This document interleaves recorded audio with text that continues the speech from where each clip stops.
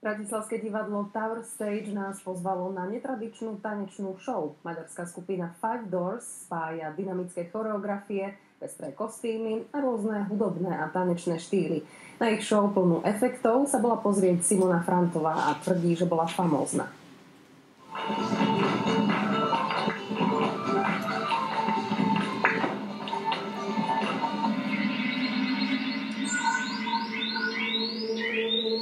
Skupina Five Doors mala v Bratislave svoje premiérové predstavenie. Pre návštevníkov si pripravila viac ako 20 choreografií rôznych tanečných štýlov.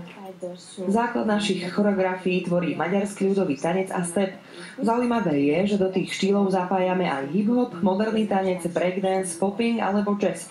Jednotlivé štýly dokonca striedame aj priamo počas jedného tanečného čísla. Začneme napríklad jazzovým prvkom a pohyb sa končí v hip-hope.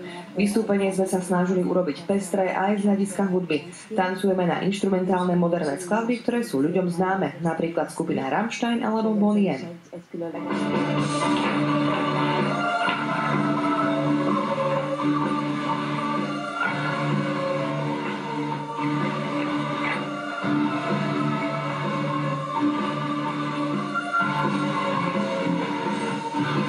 Mladá choreografka vystupovala v predstavení aj ako solistka. Okrem nej sa na pódiu vystriedalo 12 tanečníkov. Niektorí z nich tancujú aj na medzinárodnej úrovni.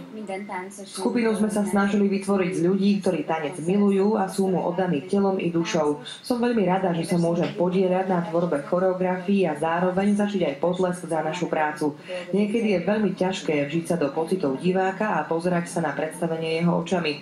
Musím byť veľmi dobre pripravená, ovládať každý detail a ísť ostatným príkladom. Už samotný názov skupiny vám napovie, že scéna je zložená z 5 dverí, cez ktoré tanečníci vychádzajú na javisko. Viac ako 600-metrová letpáska vytvorila unikátne svetelné efekty.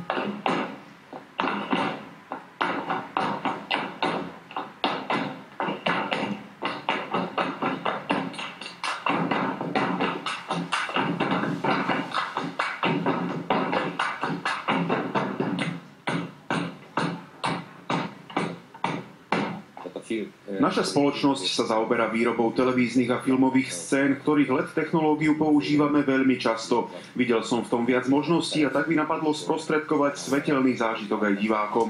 Na tomto predstavení ovládame samostatne každý jeden pixel, čo je vo svete unikátne. Keď sa z diaľky pozriete na svietiace pásy, poskladá sa vám celistvý obraz. Je to perfektný spôsob, ako divákom umocniť zážitok z tanca, hudby a kostýmov. Verím, že našu poloročnú prácu ocenili. Simona Frantová, Teatry.